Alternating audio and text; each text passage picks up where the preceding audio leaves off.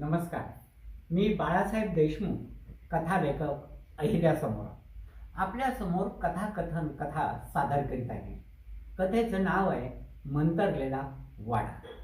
मंतरलेला वाडा. डोंगराच्या कुशीत वसलेला आणि अजूनही माझ्या मनात ठसलेला माझा गाव. माझं गाव आठवलं की माझं मन कसं सैरभैर धावायला लागतं गावाच्या दिशेनं. त्याला अनेक कारण. तिथलच्या नदी, तिथलच्या विहिरी, तिथलच्या ओढ्यात मनसोक्त डोंबणं, मनसोक्त पोहणं.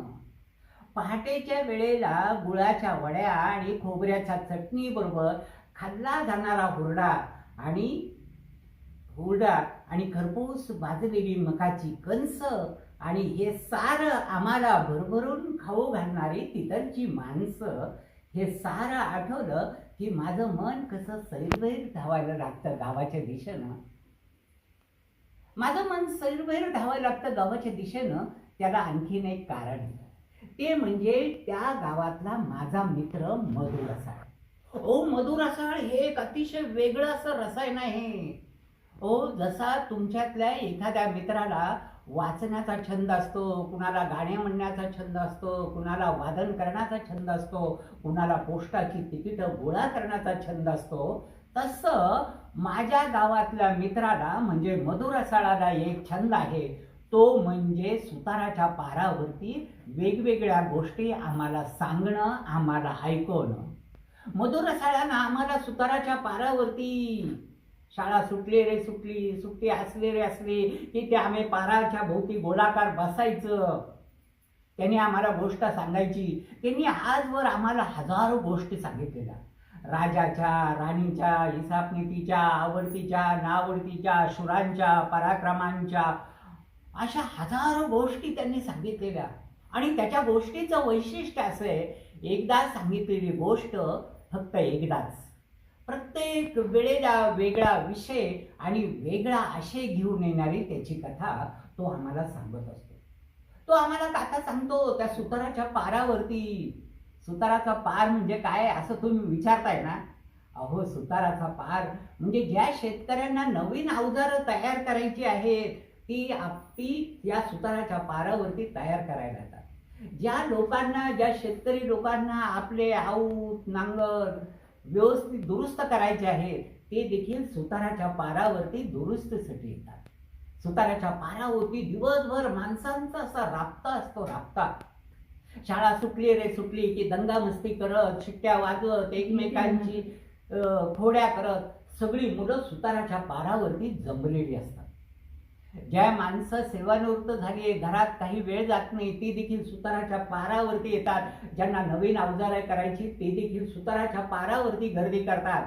आणि ज्यांना अवजारं दुरुस्त करून घ्यायचे ते देखील सुताराच्या पारावरती गर्दी करतात.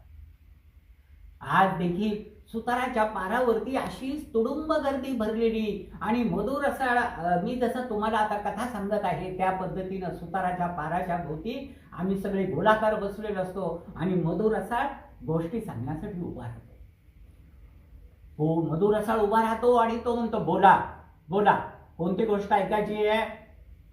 मधु रसाळानं आम्हाला शुरांच्या, वीरांच्या, आवडतीच्या, नावडतीच्या, राजाच्या, राणीच्या, इसापनीतीच्या, पक्षांच्या अशा हजारो गोष्टी सांगितलेल्या.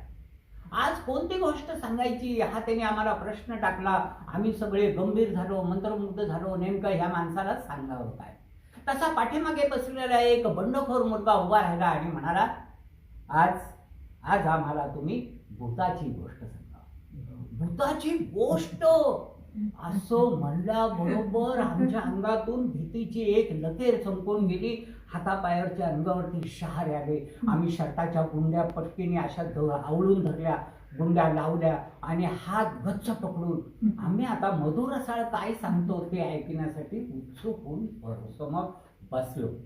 मधु रसाळ काही कमी नव्हता. तो म्हणाला, ठीक आहे, तुम्हाला आज गोष्ट ऐकायची ना भूताची, मग ऐका. असं म्हणल्याबरोबर सुताराच्या पारावरचं काम थांबलं. शेतकरी डोकं देखील हात बांधून तिथं गोष्टी ऐकण्यासाठी बसले. सगळ्या म्हातारी, गावातले सगळे वयस्कर, ज्येष्ठ सगळेजण जागा बघून, सावली बघून, आडोसा बघून बरोबर गोष्टी ऐकण्यासाठी उभे राहिले. आणि तुडुंब भरलेली आणि मधु रसाळ गोष्ट सांगतोय. विसापूरचे विसाजी उसपुते तुम्हाला माहीत असतील नाही. विसाजी उसपुते म्हणजे कीर्तनकार, प्रवचनकार, हबप महाराज. विसाजी उसपुते अतिशय कीर्तनकार, अतिशय अभ्यासू, रसाळ, अतिशय छान असं करायचे. त्यांचं कीर्तन प्रवचन असं ऐकण्यासारखं असतं म्हणून गावामध्ये त्यांची कीर्ती पसरली. आज त्यांचे कीर्तन प्रवचन आता गावाबरोबर गावच्या पंचक्रोशीत देखील व्हायला लागले आणि सगळीकडे त्यांचं नाव दुमदुमायला लागलं. आज विसाजी उसपुतेंची कीर्तन सेवा, प्रवचन सेवा अख्ख्या महाराष्ट्रात गेली आहे. आज ते गावापुरते पंचक्रोशींपुरते मर्यादित राहिलेलं नाही, तर संपूर्ण महाराष्ट्रात त्यांचे दौरे सुरू झाले. आज देखील विसाजी उसपुते कीर्तन प्रवचन करण्यासाठी वटणवाडी नावाच्या मराठवाड्यातल्या एका छोट्या गावाजवळ आले.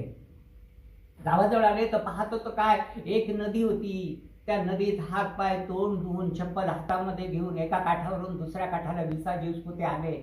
त्यांनी सगळं तोंड स्वच्छ, हातपाय पुसले, उपरणं वगैरे व्यवस्थित केलं, टोपी व्यवस्थित केली, चपला वगैरे घातल्या आणि गावामध्ये प्रवेश केला.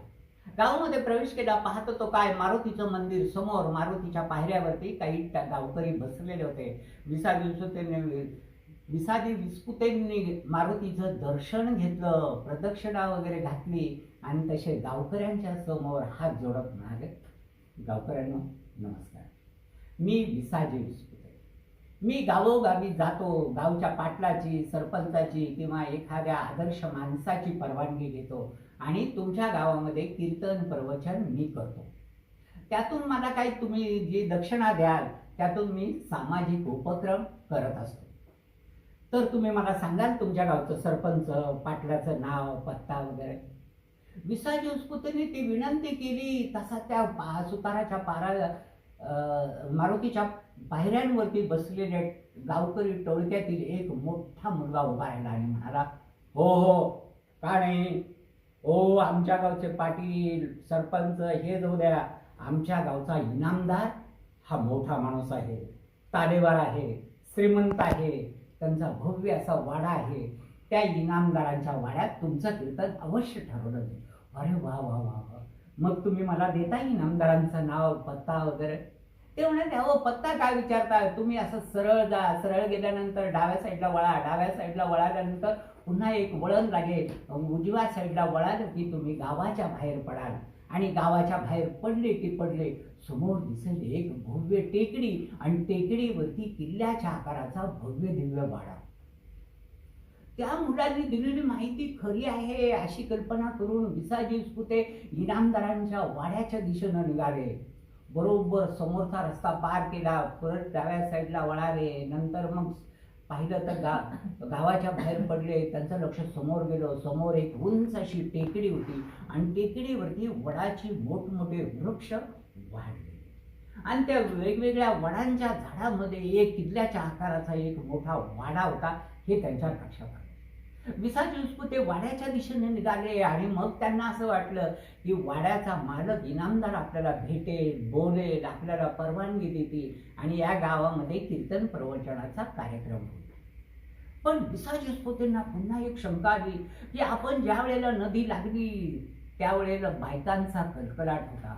कुणी धुणे धुवायला आलं होतं, कुणी पाणी शेंदायला आले होते, शाळेतली मुलं, शाळा सुटली होती, सगळीकडे गोंगाट चालला होता, शेतकरी येत होते, जात होते, मुले दंगामस्ती करत होती. आणि इकडे आता आपण इनामदारांच्या वाड्याकडे चाललोय तर माणसांचा शुकशुकाट, एकही माणूस फिरताना दिसत नव्हता, अतिशय स्मशान शांतता चालली होती.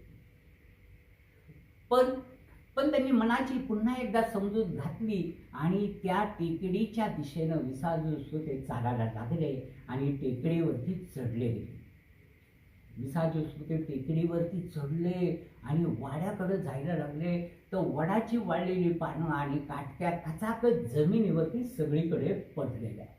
विसाजी उसपुतेनं एक पाऊल उचललं आणि खाली जमिनीवरती टाकलं तर पानांचा कर असा आवाज आला आणि सगळ्या अंगावरती भीतीचे शहारे दाटून आले. त्यांनी पुन्हा एकदा एक पाऊल टाकलं, पानं करकर वाजली आणि पुन्हा एकदा भीती दाटून आली. मग त्यांना असं वाटलं की आपण त्या वाड्यांपर्यंत गेलो, आपल्याला एकदा इनामदार दिसला, मालक दिसला, कीर्तन ठेवतो म्हणाले की आपली भीती नाहीशी होईल. म्हणून त्या पावलांच्या आवाजाकडे, करकरपणाकडे लक्ष न देता ते बरोबर वाड्याच्या पायरीपाशी आले. एक पायरी चढली, दुसरी पायरी चढली आणि तिसऱ्या पायरीवरती त्यांनी आवाज दिला, कुणी आहे का घरात? कसलाच आवाज आला नाही. विसाजीस्पतीने पुन्हा एकदा आवाज आला, कुणी आहे का घरात? कसलाच आवाज आला नाही. मग विसाजीस्पतीनं कडी घेतली, ती दाराची जाडजूड लोखंडाची कडी जोरात दारावरती आपटली आणि पुन्हा एकदा आवाज दिला, कोणी आहे का घरात? तसा वाड्यातून एक आवाज दुमदुमला, या घर आपलाच आहे. असं म्हणल्याबरोबर त्या आवाजाच्या दिशेनं, आवाजानं तो किल्ल्याच्या आकाराच्या भव्य वाड्याचा दरवाजा देखील कर कर करत उघडत गेला. विसाजीस्पतीने पाहिलं, तो समोर एक चौक होता. चौकामध्ये बादलीत पाणी भरलेलं, त्याच्यावरती रोटी ठेवलेली आणि पाहतो तो काय वडाची वाळलेली पानं, आधी काट्या सगळ्या चौकामध्ये पडलेल्या होत्या. तो पावलांचा आवाज करतो. इनामदार नावाचा जखड म्हातारा जवळ येत म्हणाला, पाहुणे, बादलीतील पाण्यानं हात पाय तोंड स्वच्छ धुवा. ओसरीवरती सतरंजी टाकलेली आहे, त्यावरती बसा. काही क्षणांमध्ये तुमच्या जेवणाचा इंतजाम होईल. जेवण झाल्यानंतर आपण बोलणी करूया. आणि असं म्हणत तो म्हातारा, जखड म्हातारा पावलांचा करकर आवाज करत समोरच्या दरवाजातून गेला. विसाजीस्पतीनं पाहिलं तर त्याच्या डोळ्यासमोरून, त्याच्या तोंडासमोरून दोन वटवाघळं भरकन जाताना दिसली. आणि मग मात्र त्यांच्या अंगावरती अतिशय शहार आली. वडाची वाळलेली पानं पडत होती, काट्या पडत होत्या. सगळ्या भिंतींकडे लक्ष दिलं होतं. सगळ्या भिंतींना कोळ्याची जाळं लटकलेली होती.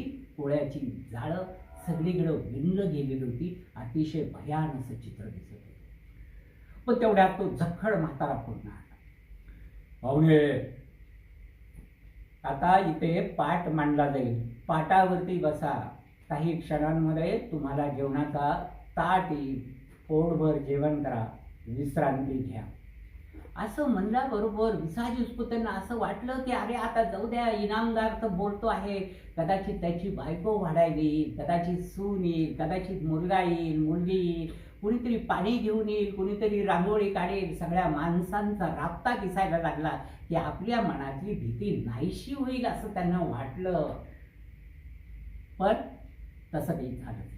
विसाजीस्पती ज्या पाटावरती बसलेले होते त्याच्या शेजारी इनामदार उभा राहिला आणि इनामदारानं फरमावलं, पाहुणे, करा जेवायला सुरुवात. असं म्हणल्याबरोबर विसाजीस्पतीनं खाली पाहिलं तर अरे बापरे, आपल्यासमोर ताट नाही, त्यात काही पदार्थ नाही, कोणी आलं नाही, कोणी गेलं नाही, कोणी काही वाढलं नाही. आणि हा जखड म्हातारा आपल्याला म्हणतो आहे, पाहुणे, करा सुरुवात. असं म्हणल्याबरोबर त्या जखड म्हाताऱ्याची नजर त्या ताटाकडे आणि पाट मांडलेल्या जागेकडे गेली. इनाम आणि विसाजीस्पतीने देखील त्या दिशेनं पाहिलं आणि काय आश्चर्य, बरोबर पंचपक्वान्न भरलेलं ताट विसाजीस्पतींच्या पाटासमोर हजर. त्यात पुरी, श्रीखंड, भाजी, लोणचं, चटणी, पापड, लिंबू सगळं काही ओतप्रेत असं भरले. विसाजीस्पतीने ते पदार्थ पाहिले आणि भुकेचा पडलो पोटामध्ये माजलेला होता. त्यांना असं वाटलं की राहू द्या, कोणी आणलं कोणी नाही ते जाऊ द्या, त्याला काही लक्ष देऊ नये, आपण आपली भरभर पुरी खावी, श्रीखंड खावं, आमटी संपवावी, भात खाऊन टाकावा. हे एकदा संपलं की कुणीतरी श्रीखंड घेऊन येईल, कुणीतरी पुरी आणेल, कुणीतरी भात आणेल, कुणीतरी पाणी वाढायला येईल आणि मग माणसं दिसली की आपल्या मनातली भीती नाहीशी होईल. म्हणून त्यांनी ताटातले सगळे पदार्थ भग खाऊन संपवले. पण वाढायला कोणी जात. त्या जखड म्हाताऱ्याची जखड म्हातारी इनामदारांची नजर पुन्हा विसाजीस्पतींच्या ताटांकडे गेली. विसाजीस्पतींना त्या ताटाकडे पाहिलं आणि आश्चर्य काय, पुन्हा ताटातले पदार्थ पुन्हा ताट भरून तयार झाले. वाटीमध्ये श्रीखंड आलं, आमटे आले, भजे आले, पापड आले, लिंबू आलं, सगळे पदार्थ जैसे थे. विसाजीस्पतींना वाटलं, अरे बापरे, हे काहीतरी जादू होते, काय ते कळत नाही. कोणी बाई येत नाही, कोणी माणूस येत नाही, कोणीच घरामध्ये ये जा करत नाही. सगळा खेळ आहे त्या झखड म्हाताऱ्याच्या नजरेचा. त्यांनी भरभर जेवण वगैरे केलं, हात पाय तोंड धुतले. तसा जखड म्हातारा पुन्हा म्हणाला, आता विश्रांती घ्या. बरोबर संध्याकाळी 6 वाजता ह्या हॉलमधून, शेजारच्या हॉलमध्ये तुमचं कीर्तन होईल. तुमच्या कीर्तनासाठी गावातले सगळे स्त्री पुरुष माणसं, वयस्कर ज्येष्ठ लहान मुलं सगळे गावकरी आलेले असतील. तुम्ही तुमचं कीर्तन सेवा संध्याकाळी 6 नंतर करू शकाल. विसाजी विस्पुते असं म्हणून तो जखड म्हातारा पुन्हा त्या दरवाजातून नाहीसा झाला. विसाजी विस्पुतेनं पाहिलं तर वर सगळे वटवाघळ कुठेतरी उडताना दिसत होते. ओळ्यांची जाळं लटकलेली होती. मधूनच एखादं वडाचं वाळलेलं पान देखील आतमध्ये त्याच्या बसलेल्या ठिकाणी पडत होतं. अंगावरती शहारे येत होते, भीती दाटून येत होती. पण करणार काय? त्यांना आठवलं की इनामदार म्हणतो तसे संध्याकाळी 6 नंतर सगळे गावकरी कीर्तन ऐकायला समोरच्या सभागृहामध्ये आलेले असतील. तेवढा आशेचा किरण पकडत त्यांनी पुन्हा एकदा मनाची उभारी आखली आणि मग म्हणाले, कीर्तन ऐकायला तरी माणसं येतील, महिला येतील, मुलं येतील, मुलांची गर्दी होईल, गावकऱ्यांची गर्दी होईल आणि आपल्या मनातली भीती नाहीशी होईल असं त्यांना वाटलं. बरोबर संध्याकाळी 6च्या ठोक्याला बरोबर त्यांनी हातपाय तोंड धुतले, धोतर वगैरे बदललं, कपडे बदलले, रंग वगैरे लावले, फेटा वगैरे बांधला आणि एक उपरणे घेऊन गंभरेभोवती कीर्तनकारांच्या वेशात सजावं तशी सगळे कपडे पेहराव करून विसाजी विस्पुते तयार झाले. आणि जखड म्हातारा पावलांचा आवाज करत म्हणाला, पाहुणे, समोरच्या हॉलमध्ये सगळे गावकरी यायला लागले. तुम्ही तुमची कीर्तन सेवा सुरू करू शकता. विसाजी विस्पुते गेले हॉलमध्ये. पाहतो तो काय, मी जसा तुमच्यासमोर कथाकथन करण्यासाठी उभा आहे त्याच पद्धतीनं विसाजी विस्पुते कीर्तन करण्यासाठी उभे होते.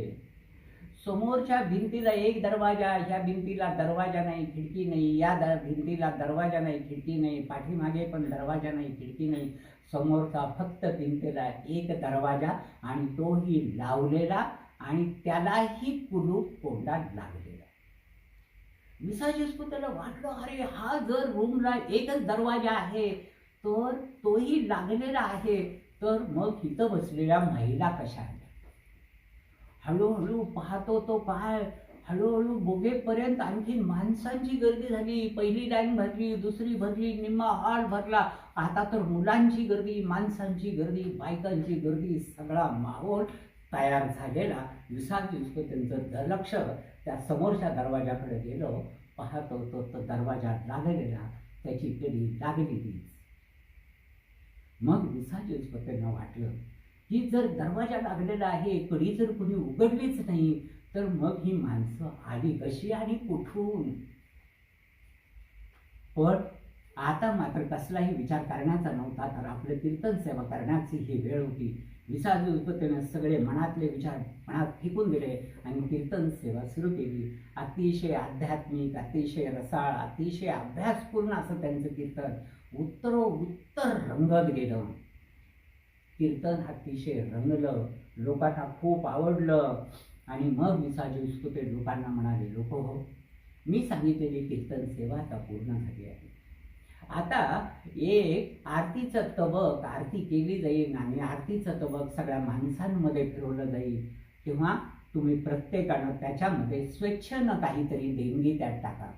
तुम्ही दिलेल्या पैशातून मग मी शाळेची दुरुस्ती करणे, ग्रामीण भागात रस्ते करणे, गोरगरिबांना काय अन्नधान्य पदार्थ देणं, ही कामं विविधायक स्वरूपात नक्की करत असतो. अशा पद्धतीनं ते तबक फिरलं गेलो.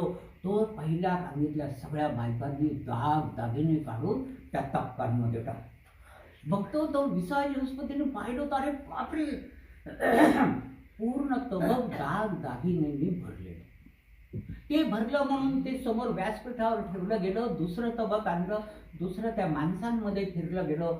तसा त्या माणसांनी आपल्या खिशात, आपल्या कपड्यांमध्ये, बॅगांमध्ये असलेले वेगवेगळे पैशांचे बंडल, नोटा बराबर त्या तबकांमध्ये टाकले.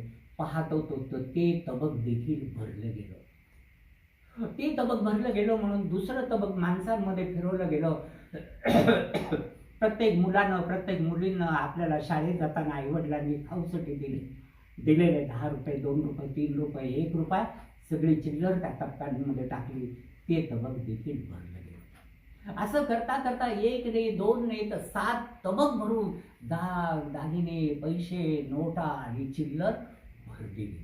आणि मग विसाजीसोतेंना पुन्हा एकदा प्रश्न झाला, मी आजपर्यंत गेल्या 50 वर्षांपासून कीर्तन सेवा करतो, मला लोक 1 रुपया 2 रुपये 10 रुपये असे देतात, जास्तीत जास्त 200 रुपये 300 रुपये असे गोळा होतात, आज मात्र 7 तबक भरून दागिने, पैसे काहीतरी मिळाले, काहीतरी वेगळं नक्कीच आहे. पण आता इथं चिंता करायचं कारण नव्हतं. कीर्तन सेवा संपली होती, आरतीचं तबक फिरवला गेलं होतं, लोकांनी दक्षिणा देखील दिली होती. लोक आता हळूहळू जायला लागले, निम्मी गर्दी संपली. विसाजीस्पतींचं लक्ष समर्थ दरवाजाकडे गेलं तर दरवाजा तसाच लागलेला आणि त्याची कडे देखील तशीच लागली. विसाजीस्पतींना वाटलं, अरे बापरे, जर कडी लागलेली आहे, दरवाजा जर एकच आहे, तर मग ही माणसं गेली कशी? असं म्हणेपर्यंत उरलेली गर्दी देखील जायला लागली, त्यातली निम्मी गेली. आणि असं करता करता सगळे महिला गेल्या, पुरुष गेले, सगळे वयस्कर गेले. आणि मग तर जखड म्हातारा इनामदार हॉल. जखड म्हातारा इनामदार जवळ येत म्हणाला, साहेब कसे वाटले आमचे गावकरी? उदार वाटले की नाही? त्यांनी तुम्हाला दक्षिणा दिली की नाही व्यवस्थित? आम्ही म्हटलं हो हो. अहो पण मला एक नाही कळालं की हा दरवाजा लागलेला असताना, कडी लागलेली असताना ही लोक येतात कशी आणि आलेली लोक जातात कशी? पण ही शंकेचं उत्तर ऐकण्यासाठी तो जखड म्हातारा पुन्हा पावलांचा करकर आवाज करत दुसऱ्या दरवाजातून नाहीसा देखील झाला. विसाजीस्पतीने ठरवलं की अरे हा वाडा साधा सुद्धा नाहीये, तर काहीतरी विपरीत नक्कीच ह्या वाड्यात घडत आहे. त्यांनी दागदागिने एका धोतरामध्ये ओतले, सगळे 7 तबक भरलेले. त्याचं एक गाठोडं केलं, ते खांद्यावरती घेतलं, धोतराचा सोंगा दोन्ही हाताने असा वर धरला आणि एका हाताने दागदागिन्यांची थैली धरलेली दरवाजापाशी गेलो. तो दरवाजा अनेक वर्षांमध्ये, 100-1 वर्षांमध्ये जर उघडला नाही तर जसा पॅक होतो तसा तो पॅकच झालेला. त्या विसाजीस्पतीनं त्या दरवाजाशी खूप झटापट केली, पण दरवाजा काही उघडलाच नाही. मग त्यांनी ती पैशाची थैली तिथेच टाकून दिली आणि एक पाय त्या दरवाजाला लावत दुसऱ्या हातानं कडी धरत दरवाजा जोरात आपल्या दिशेला ढकलला. 7 हत्तीचं बळ एकवटून दरवाजा ओढला आणि दरवाजा उघडला गेला. दरवाजा उघडला गेला. त्याच्यासमोर 3 पायऱ्या. विसाजीस्पतीने एक पायरी उतरली, दुसरी पायरी उतरली, तिसरी उतरली आणि त्यांनी ठरवलं तर मागे पुढे काहीच बघायचं नाही, आता सरळ सरळ पळत सुटायचं आपल्या गावाच्या दिशेने. विसाजीस्पतीनं पहिली पायरी चढली, दुसरी चढली, तिसरी उतरणार तर समोर त्यांना ती गाल इनामदारांचा पत्ता सांगणारी जी टार्गट मुलांची टोळी होती तीच टोळी समोर उभा. त्या टोळीतला मोठ्या म्हणाला, साहेब कसे वाटले आमच्या गावचे इनामदार? केलं की नाही त्यांनी कीर्तन वगैरे तुमच्या घरी व्यवस्थित? आम्ही म्हटलं, हो काय तो इनामदारांचं नाव सांगितलं तुम्ही? हो काय तो म्हातारा, त्याचं काय बोलणं, अहो त्याच्या आवाजावरती पदार्थ येतात काय, पदार्थ जातात काय, दार काय त्याच्या आवाजावरती उघडलं जाते. हो अतिशय विपरीत आणि अतिशय भयान. कोण इनामदार? तर काय ते गावचे काय म्हणून कार्य करतात? तेव्हा तो टार्गट टोळक्याचा मोठा म्हणाला, साहेब आम्हाला तरी काय माहिती, हा जो इनामदार मेला या गोष्टीला आज 150 वर्ष पूर्ण झाली, त्याच्यामुळे आम्हाला त्याचं काही माहिती नाही. ती मुलं असं म्हणली आणि ती तिदळत राहिली. विसाजीस्पतीनं तर दागदागिन्यांचं थैली मागेच टाकून दिली होती. अंगामध्ये सगळ्या भीतीनं घामांच्या धारा लागल्या, अंग निथळत होतं, सगळे कपडे ओले झाले होते. धोतराचा सोगा असा दोन्ही हातानं एका ठिकाणी धरत ते जे पळत सुटले ते आपलं गाव येईपर्यंत. मधुर रसाळानं ही गोष्ट आम्हाला सुताराच्या पारावरती सांगितली आणि तुम्ही जसे तल्लीन झालात ना गोष्टी ऐकायला, तसेच तल्लीन आम्ही देखील झालो होतो. मधुर रसाळ आम्हाला म्हणाला, हो मी तुम्हाला भूताची गोष्ट तुम्ही सुचवली म्हणून मी तुम्हाला सांगितली, गोष्ट आता संपली आहे. संपली आहे म्हणला बरोबर काही बायका निघाल्या, काही पुरुष निघाले, मुलं देखील गावाकडे जायला निघली. तो सुताराचा पांडा, गोष्टी ऐकण्यात तल्लीन झालेला सुताराचा पांडा तोंडाचा आ करून गोष्टी ऐकत होता. आम्ही त्याला म्हणालो, ए सुताराच्या पांडा, अरे गोष्ट संपली, मधुर रसाळानं सांगितलेली, आता आपल्याला घरी जायचं आहे. तसा तो आम्हाला म्हणाला, आ आ आ आ माझ्या तोंडाचा आ झालाय, मिटत नाहीये, मी काय करू. त्यात एक बाई म्हणाली, अहो त्याला पाणी पाजा म्हणजे तोंडाचा आ मिटेल. आम्ही पाणी पाजलं, नाही मिटला. आम्ही त्याला गदगद हलवलं, तोंडाचा आ मिटला नाही. एका माणसानं त्याला असं तोंड दाबलं तरी देखील ते मिटलं नाही. आणि आता मात्र दुसरीच काळजी या ठिकाणी सुरू झाली. सगळ्या बायकांच्या डोळ्यामध्ये पाणी आलो. आम्ही देखील केविलवाने रडायला लागलो. ही गोष्ट सांगणाऱ्या मधुर रसाळानं भूताची गोष्ट सांगितली. आणि हे काय नवीन संकट आलं म्हणून आम्ही देखील शहारलो देतोले. तसा तिकडून गावचे सरपंच येताना दिसले. ते म्हणाले, ओ कसली गडबड चालली तुमच्या लोकांची. तसा आमच्या गावातला मधुर रसाळ म्हणाला, मी भूताची गोष्ट गावकऱ्यांना सांगितली, सगळ्यांना ती आवडली, परंतु ह्या सुताराच्या पांडाचा तोंडाचा आ झालाय, तो मिटत नाहीये, ही नवीन संकट आमच्याकडे आहे. तर म्हणाला, काळजी करू नका तुम्ही, अहो हे डॉक्टर काय 2 मिनिटात करतील. आता आपल्या गावातून तालुक्याला जाणारी गाडी 4 वाजता बरोबर येईल. ह्या सुताराच्या पांडाला मी घेऊन तालुक्याच्या गावाला जाईल. डॉक्टर त्याच्या इलाज करतील, तोंड मिटलं जाईल, सुताराचा पांडा बोलायला लागेल, सुताराचा पांडा चालायला लागेल, तुम्ही काळजी करू नका. सरपंचानं गावकऱ्यांना असं सांगितलं. गावकऱ्यांना खरंच वाटलं. पाहत होतं काय घड्याळात 4 वाजले आणि पॉम पॉम करत एसटी आमच्या गावामध्ये आली. लगेच सरपंचानं फरमान सोडलं, सुताराच्या पांडाला एसटीमध्ये टाका. सुताराच्या पांडाला एसटीमध्ये टाकलं गेलं. परंतु आता डॉक्टर काय इलाज करणार म्हणून आम्हाला उत्सुकता, सगळ्या गावकऱ्यांना उत्सुकता लागली होती. गावामधले सगळे बायका, मुलं, माणसं सगळेजण खचाखच एसटीमध्ये ताबडतोब बसले आणि एसटी 2 मिनिटात पूर्ण भरली सुद्धा. आमच्या गावात एसटी तालुक्याला जाते, दररोज 3 नाही तर 4 प्रवासी मिळतात, पण आज मात्र एसटी खचाखच भरलेली आहे. कंडक्टर देखील आश्चर्यचकित झाला. कंडक्टर म्हणला, अहो एवढी गर्दी कशी काय. ते म्हणे, आमच्या मधुर रसाळानं भूताची गोष्ट सांगितली, ती ऐकण्यात तल्लीन झालेल्या सुताराच्या पांडाचा आ झालाय, तो मिटत नाहीये, त्याला घेऊन आम्ही दवाखान्यात निघालेलो आहोत.